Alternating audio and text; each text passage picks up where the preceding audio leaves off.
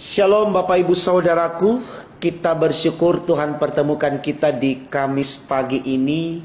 Tentu itu adalah anugerah dan berkat dari Tuhan buat saudara dan saya.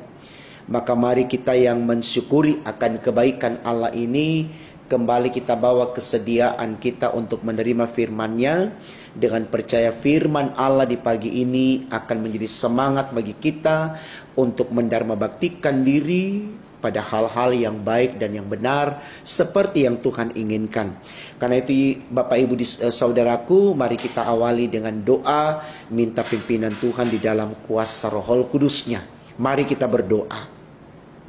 Tuhan Yesus, terima kasih kami kembali ada di hari yang baru, itu anugerah berkat dari-Mu.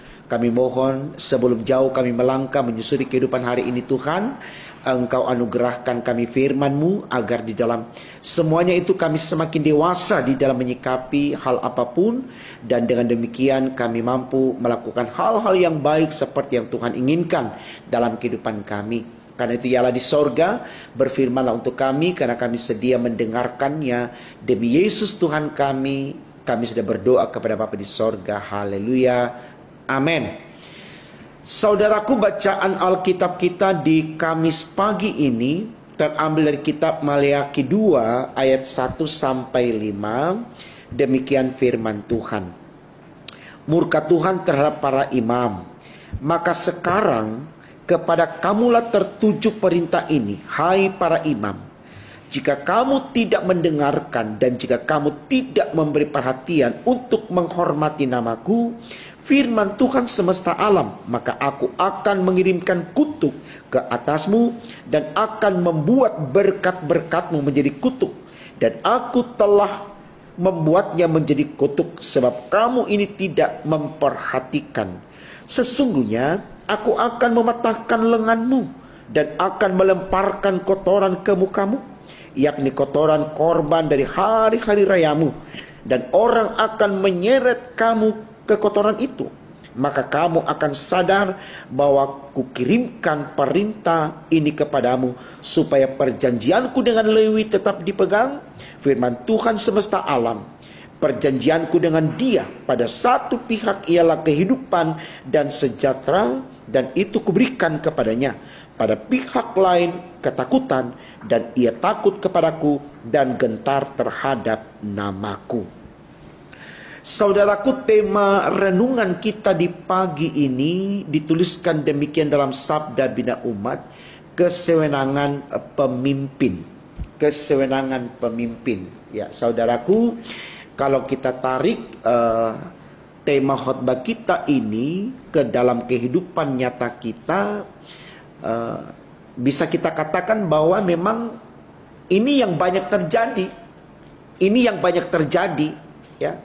Seorang pemimpin memiliki mentalitas, moralitas yang kita bisa bilang bobrok, dalam artian tidak memiliki rasa kemanusiaan, tidak memiliki bela rasa yang kuat terhadap sesamanya, karena dia merasa dia pemimpin. Jadi dia lebih otoriter, dia lebih semena-mena, sehingga nampak dalam cerita hidup itu mereka menjadi orang-orang yang sangat sadis, yang sangat kejam gitu ya. Karena di konteks itu mereka tidak menempatkan kepekaan nurani, karena mereka tidak memiliki kepekaan iman, sehingga mereka memandang sesamanya itu sebagai mangsanya, ya. Atau dengan kata lain, mereka hadir sebagai subjek dan orang lain sebagai objek. Artinya orang lain itu adalah sasaran dari keinginan yang ingin dia capai. Dia memperdayakan orang lain untuk mencapai tujuannya. Ya, itu yang banyak terjadi, yang kita temukan. Saya pikir kita tidak membantah itu. Tetapi saudaraku, kalau kita mau jujur dalam realitas hidup kita, tidak sedikit juga kemudian bawahan yang jahat terhadap pimpinan. Artinya itu ada. Nah, saya pikir ini baik. Jadi saya mau bilang Mungkin kita rubah sedikit ya, kita rubah sedikit redaksi dari kalimat tema khotbah kita ini. Ya mudah-mudahan majelis sinode tidak marah gitu ya. Ya kita rubah sedikit bahwa kesewenangan pemimpin juga menjadi sarana baik untuk para bawahan untuk juga tidak memiliki kesewenangan di dalam melakukan atau menghadirkan dirinya terhadap pemimpinnya. Ya. Banyak sekali juga saudaraku bawahan yang jahat terhadap pimpinannya yang baik. Dia sudah dihormati tapi dia tidak menghormati. Malah dia memanfaatkan kebaikan pemimpinnya itu untuk menipu. Ya. Mencari keuntungan dengan cara-cara yang salah. Ya. Jadi artinya mari kata kesewenangan di sini berlaku untuk pemimpin dan juga untuk bawahan. Ya, jadi saya pikir tidak ada salahnya kalau kemudian kita tarik persoalan ini ke dalam konteks yang lebih luas, katakan demikian ya, supaya kita tidak hanya menyudutkan para pemimpin saja. Ya. Nah, saya pikir ini baik saudaraku untuk kita renungkan supaya kita mulai melihat kehadiran kita untuk sesama kita. Ya, entah kita sebagai pemimpin terhadap bawahan atau bawahan terhadap pemimpin, bahwa kita ini manusia yang Tuhan tempatkan untuk berkolaborasi, ya, untuk bersinergi, ya. Kan dalam kekuatan kolaborasi dan bersinergi itu tadi antara pemimpin dan bawahan mendatangkan kebaikan atau keuntungan dari kedua belah pihak. Saya bisa bayangkan saudaraku kalau pemimpin dia berjalan sendiri dan bawahannya juga berjalan sendiri, tujuan yang mau dicapai itu tidak akan terjadi. Pemimpin akan rugi, bawahan akan kehilangan kesempatan untuk mendapatkan upah. Jadi mereka harus menempatkan diri mereka dalam konteks yang sama, saling bersinergi lewat kolaborasi untuk menghasilkan karya-karya yang baik, gitu ya. Jadi saya mencoba untuk membawa kita kepada situasi itu, gitu ya. Walaupun memang kalau kita lihat bacaan kita yang disoroti di sini adalah seorang pemimpin, yaitu imam, ya. Tidak salah juga kemudian kalau saya katakan bahwa firman ini juga baik untuk kita renungkan saudaraku, ya.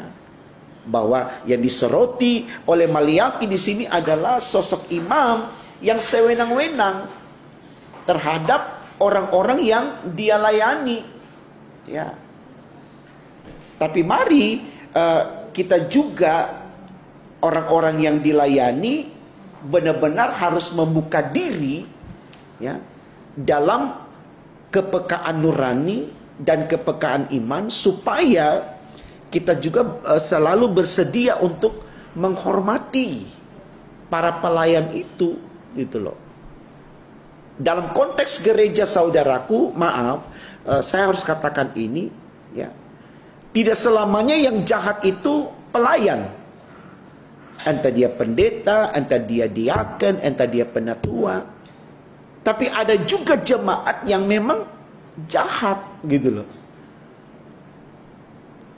Jadi jangan kita hanya menyoroti para pemimpin yang ada di dalam gereja untuk melakukan yang terbaik, sementara kita sendiri sebagai jemaat tidak memiliki semangat yang sama. Karena bicara sorga saudaraku itu personal, ya. Seorang pelayan tidak akan bisa membawa orang yang dia layani kepada sorga kalau yang dilayani sendiri tidak membangun kemampuan dirinya seperti yang Tuhan inginkan. Mau 1000 kali didoakan, kalau memang mentalnya, moralnya bobrok, tidak akan berdampak. Doa itu menjadi bias, gitu loh.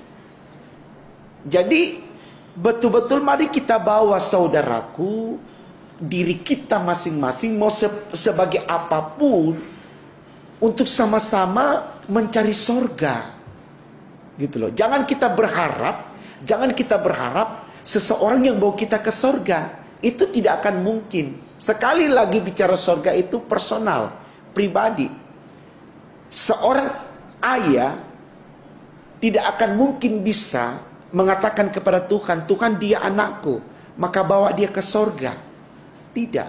Tapi apa yang dilakukan oleh anak ini, itu yang menentukan surganya. Kalau dia baik tanpa ayah meminta, Tuhan akan bawa dia ke surga. Tapi kalau dia jahat, tidak akan pernah dia sampai ke surga. Begitu juga seorang anak kepada ayahnya, Tuhan dia ayahku, aku mau dia ke surga. Tidak. Semua tergantung apa yang dilakukan oleh ayahnya. Jadi jangan kita hanya karena firman Tuhan hari ini berkata, lihat tuh para imam.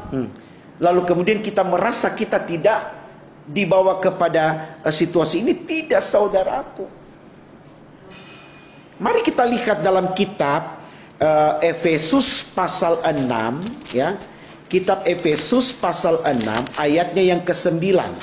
Apa yang dikatakan di situ? Mari kita baca sama-sama Bapak Ibu Saudaraku. Dikatakan begini, ya. Dan kamu tuan-tuan, perbuatlah juga demikian terhadap mereka, dan jauhkanlah ancaman. Ingat bahwa Tuhan mereka dan Tuhan kamu ada di sorga, dan ia tidak memandang muka. Ya. Dikatakan di sini antara Tuhan dan hamba, ya, di hadapan Tuhan itu sama, gitu loh. Ia tidak memandang muka. Tuhan kamu dan Tuhan mereka itu dikatakan di situ sama. Ia tidak memandang muka. Artinya siapa yang berbuat baik, entah dia tuan atau budak, sama-sama dia yang layak di hadapan Allah. Jadi jangan hanya kita menyoroti tuannya saja. Seakan-akan hamba itu walaupun dia jahat dia sudah akan masuk surga. Tidak, Bapak Ibu Saudaraku. Jadi sekali lagi tema khotbah kita ini, ya, yang berbicara tentang kesewenangan pemimpin, kita mau katakan kesewenangan pemimpin maupun hamba. Artinya sama-sama kita digiring untuk mengerti supaya tidak ada upaya kita mengklaim, tidak upaya kita menvonis satu kelompok tertentu, sehingga seakan-akan yang selalu disoroti oleh Tuhan untuk berbuat baik hanya seorang pemimpin, tapi hamba tidak. Tidak, saudaraku. Tidak. Jadi ini yang mau kita bangun dalam kehidupan kita. Artinya tidak ada kewenangan bagi kita untuk mengintervensi orang hanya karena jabatannya. Tapi kita semua sama-sama harus menggiring diri kita untuk melakukan hal-hal yang baik. Karena baik tuan maupun hamba, ya, sama-sama akan ditempatkan oleh Allah di pengadilan Tuhan. Tidak selamanya pemimpin yang jahat, saudaraku. Ada juga anak buah yang jahat. Masakan misalkan, ya, pemimpinnya baik, anak buahnya jahat, lalu sama-sama masuk surga. Tidak mungkin. Walaupun dia anak buah, tapi kalau dia jahat, tetap dia tidak mendapatkan perhatian Tuhan. Dia tidak mendapatkan kebaikan. Jadi berbuat baik itu semua menjadi tugas kita bersama. Mau pemimpin, mau bawahan, mau tuan, mau hamba, mau kaya, mau miskin, mau besar, mau kecil, mau tua, mau muda, semua wajib untuk melakukan, ya, apa yang baik di mata Tuhan, ya. Saya yakin saudaraku, firman ini sangat sederhana sekali untuk kita mengerti, ya. Supaya kita tidak mulai untuk mengklaim seseorang, menvonis seseorang dalam ukuran kita. Tapi kita juga melihat diri kita. Apakah kita sebagai apa adanya kita sudah juga melakukan yang baik, ya? Supaya saudaraku dalam hidup ini kita tidak hanya menuntut, ya. Coba kita lihat manusia di dunia ini bolak-balik menuntut kepada pemimpin, Ya. Sementara dia sendiri sebagai bawahan, apakah sudah juga melakukan tugasnya sebagai pekerja? Jangan kita meminta sesuatu, saudaraku, sementara kita sendiri tidak mengkontribusikan diri kita. Kadangkala peluang diberikan, kita tidak menghargai. Tapi ketika kita kehilangan peluang itu, kita protes, kita demo, kita marah, kita berteriak. Sementara kita yang sudah dikasih sesuatu yang berharga untuk kita kerjakan, ya karena kita punya tuntutan terlalu besar, tidak sesuai dengan kemampuan kita. Ini namanya tidak adil, Bapak Ibu Saudaraku. Jadi saya berharap lewat firman Allah di pagi hari ini mau menempatkan saya dan saudara benar-benar sebagai orang yang bijak. Ya. Lakukan apa yang menjadi tugas kita. Biarkan Tuhan yang menilainya, bukan orang lain atau kita. Karena penilaian orang selalu subjektif. Sulit sekali kita menemukan orang menilai secara objektif. Sulit. Kalaupun ada sedikit sekali. Ya. Tapi kalau Tuhan yang menilai kita, saya yakin itu penilaian terbaik dari Tuhan untuk kita. Dan pasti upahnya sesuai dengan apa yang Tuhan tentukan. Berkarya saja. Lakukan saja apa tanggung jawab kita. Saya yakin ketika kita melakukannya dengan tulus, jujur, ikhlas, tanpa pamrih, maka Tuhan akan memperhitungkan semuanya. Tanpa kita meminta dari pemimpin kita, kita mendapatkan berkat dengan cara Tuhan. Dengan cara Tuhan. Dengan cara Tuhan. Ya. Kita tahu dalam Tuhan itu tidak ada yang mustahil, saudaraku. Ya. Jadi andalkan Dia, sembah Dia, dan permuliakan namanya. Maka kita akan mendapatkan apa yang terbaik dari Tuhan. Selamat membuktikan, saudaraku. Tuhan Yesus memberkati firman-Nya. Amin. Mari kita berdoa. Terima kasih Tuhan karena Engkau kembali memberikan pengertian kepada kami untuk tidak melihat orang lain dalam kekuatan diri kami lalu menvonis atau mengklaim seakan-akan orang lain saja yang diminta oleh Allah untuk bertanggung jawab dalam hidup ini. Tapi sungguhnya Tuhan, kami juga harus memahami bahwa kami pun punya tanggung jawab yang sama.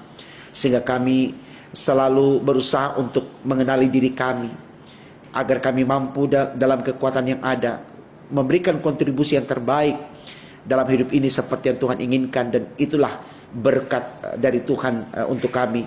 Karena kami percaya ketika kami melakukan apa yang baik di mata Tuhan, maka Tuhan sendiri akan memberkati kami. Terima kasih Tuhan untuk semua kebaikan-Mu. Jaga hati kami, jiwa kami, pikiran kami, perasaan kami, tutur kata, perbuatan kami, baik hari ini, besok dan seterusnya, agar hidup kami selalu mempermuliakan nama Tuhan.